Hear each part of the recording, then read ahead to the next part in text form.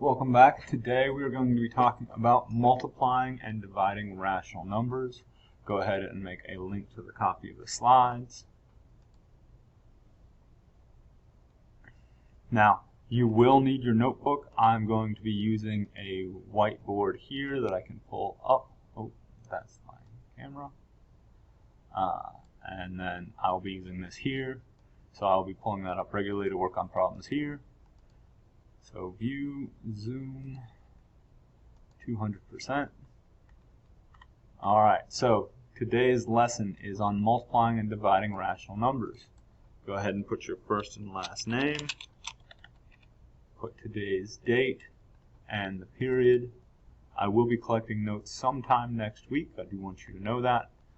So first we're going to just talk about sort of how we divide and multiply when we're dealing with fractions or decimals.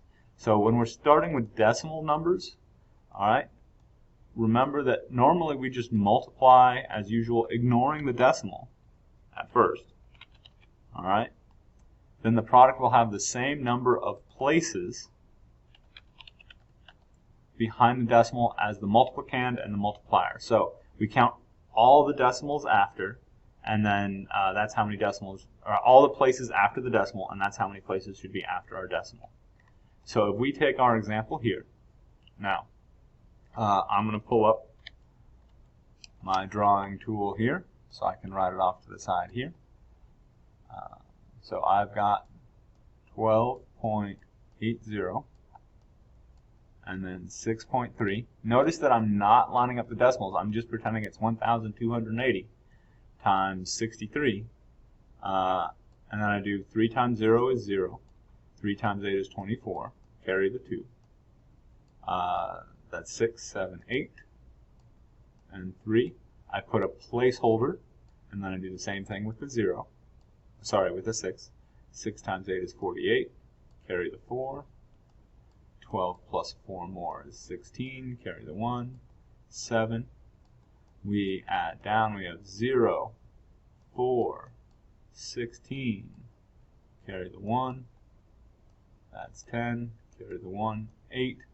There are 1, 2, 3 numbers after the decimal. So I need 1, 2, 3 numbers after the decimal. So my answer is 80.64.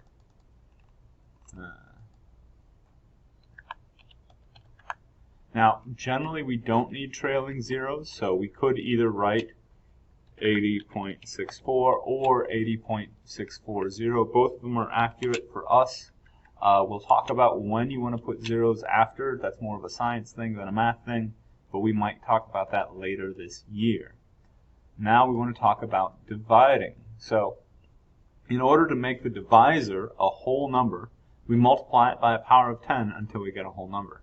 Then we multiply the dividend by the same power of 10. So we divide and we bring the decimal directly above into the quotient. Alright, so here we're dividing by a whole number, so we can go ahead and do it. And I'm going to move this over here this time, clear this out so I can start over again. We've got our division. Remember, our first number goes inside, so we've got 43.7. And then we've got a 19 here, and we ask how many times 19 goes into 43. Well, 19 goes into 43 twice, and then we get 38. That is not 38. Let me go ahead and write 38.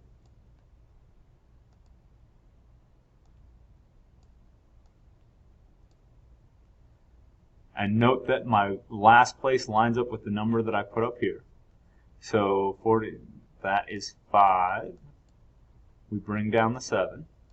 And we ask how many times 19 goes into 57. It goes in 3 times. That's 27. So we put the 7 here, carry the 2. 57. Our remainder is 0. And our decimal that was here ends up being right here. So our answer is 2.3.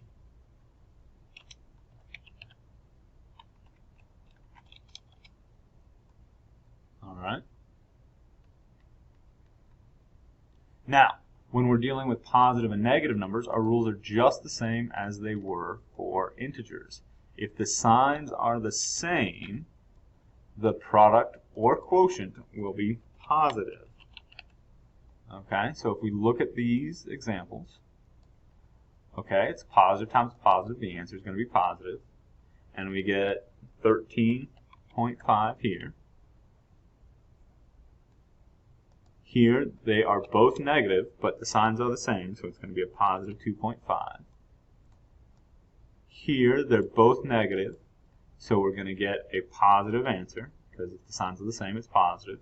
So that's 31.2. And here, we're probably going to actually have to do that division. Can't do that one in my head. Clear out. So let's set up our 4.32. And then 1.2. Now here, we don't want to have a decimal. We have to move this. That means we move this.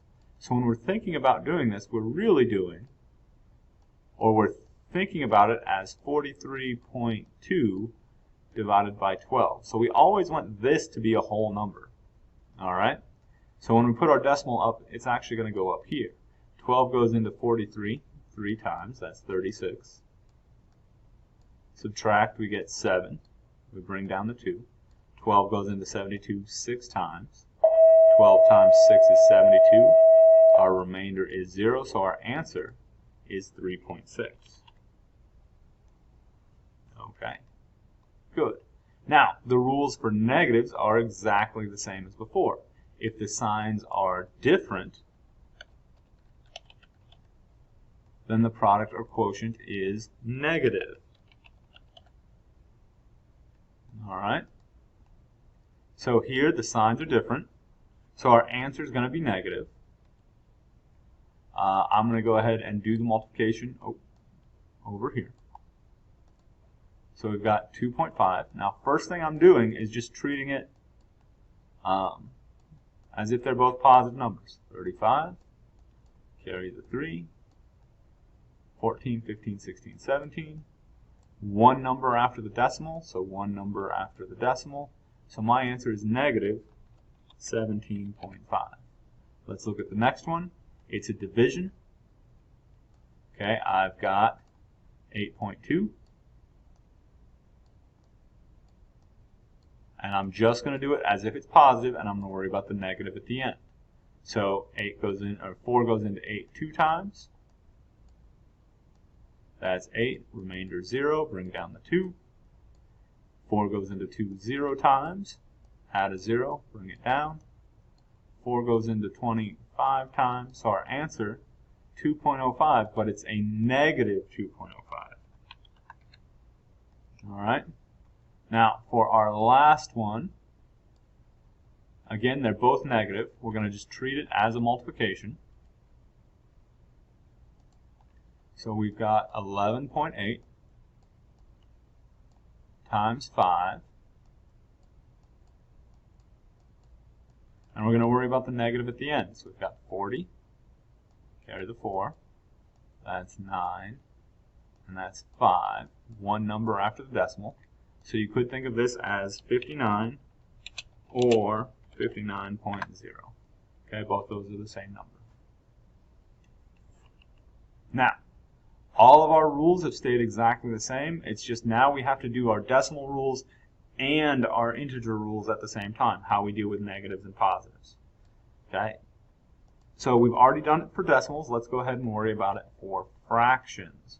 Fractions are going to be similar. So anytime we're dealing with a mixed number, we're just going to convert it to a fraction. And you can think of it as an improper fraction. That's where the top is bigger than the bottom. Alright, we multiply the numerators and we multiply the denominators. Okay, so this one, it's going to be 7 over 8 times, and this as a improper fraction is 3 over 2. So we've got 7 over 8 times 3 over 2. That's 21 over 16, not 31. Go ahead and let me get that fixed. That's still not a 3. And then we could also write that as a mixed number. They don't have any common factors, so it doesn't actually simplify it, but you might want to write it as 1 5/16. Let's look at our next one. How do we divide fractions? Well, we changed each mixed number into a fraction. All right, just like we did before. We rewrite the first fraction, change the division to multiplication,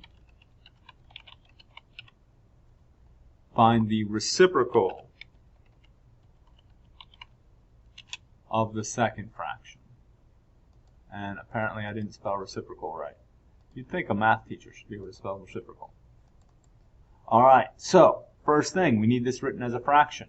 We take our denominator times our whole number. That's 4 times 2 is 8, 9, 10, 11. So this is 11 over 4. And then times, and we take the reciprocal. That's where we flip the top and the bottom of the fraction. 3 over 2. So that is going to equal 33 over 8. Alright, now that is already simplified, but we could also want it as a mixed number. And 8 goes into 33 4 times. There's 1 left over, so it's 4 and 1/8. So both of these are acceptable answers. Do remember to simplify your answers as you need to, though. If the signs are different, the product or the quotient is negative. All right? So we're going to look at these and we're going to figure out what's going on. Now, you might already know about cross-canceling, and if you do, that's great. I'm going to just go ahead and say, hey, I've got a 3 on top and a 3 on bottom. 3 divided by 3 is 1. So my answer here is just going to be 2/5. Here I can do my similar cross-canceling. I've got a 3 and something that's a multiple of 3, so I cancel out the 3's, and I get 5/8. Now let's check it out. Negative times a negative. Oh, I guess I should have written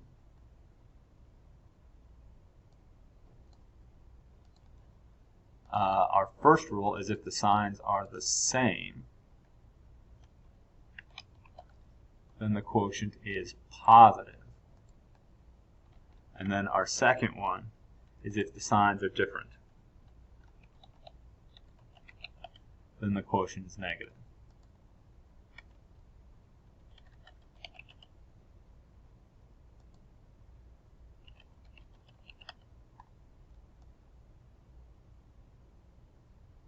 Alright, so here we're going to take our 3 over 10 times 5 over 4. Notice that I took the division, replaced it with the multiplication, and flipped the top and the bottom. A negative times a negative is a positive. So here I get 15 divided by 40, which becomes, they're both divisible by 5, so that's 3 over 8. Now I'm going to move this so that way I'm just going to add another line here, so that way we can see the original problem. Here we need to convert it into a fraction. 8 times 1 is 8, plus 3 more is 11, so we've got 11 over 8 times 8 over 1.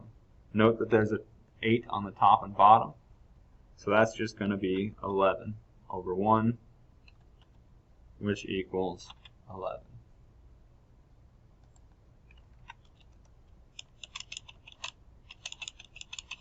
So we get the same answer, we get a positive answer with that one as well. Alright, now, if the signs are different, the answer is negative. Alright, so let's go ahead and do our division. They're different signs. So we have negative 2/3 times, let's take our reciprocal, that's 2 over 1. So that's going to equal, we multiply the tops, that's negative 4 over 3. Note that our answer is negative, and we could write it as a mixed number, negative 1 and 1/3. Alright, in this one we want to write this as a fraction that's 5 halves times negative 3 over 4. Alright, so we multiply the tops and we get negative 15, that's not 15, negative 15 over 8, which again we can write as negative 1 and 7/8 because 8 goes into 15 one time, the remainder is 7. And again, I'm going to add a little space there. Here we've got a negative divided by a negative. The signs are the same, so our answer is going to be positive. So I'm going to do 8 over 9 times 9 over 4. Again, we see the 9 ends up being on bottom and top, so it just cancels. And we get 8 over 4, which equals 2. Alright? So, we can always sort of just break it down, do our fraction multiplication, then deal with our sign at the end. Or we can do our decimal multiplication and then deal with our sign at the end. Or we can do our fraction division and just figure out our sign at the end after our rules. Now, if we're doing lots of multiplications and divisions in a problem, you might notice that there is a pattern to what's going on. So, if we have a negative times a negative, you know that's positive. But then if we take a positive, because this first part is positive, times a negative, we get a negative. If we take that negative answer that's created by those first three numbers and multiply by another negative, we get a positive. And then if we it keeps changing back and forth. Alright? So what's our pattern? Well, if we have an even number of negatives, 2 of them, or 4 of them, or 6 of them, we're going to have a positive answer. But if we have an odd number of negatives, then our answer is going to be negative. So, a product is negative if it has an odd number of negative numbers. All right? And that's a shortcut that'll work. So that way you're not thinking about doing it for each step. You can just do all of these at the end. You're like 1, 2, 3, 4, 5 of them. It's negative. Good work.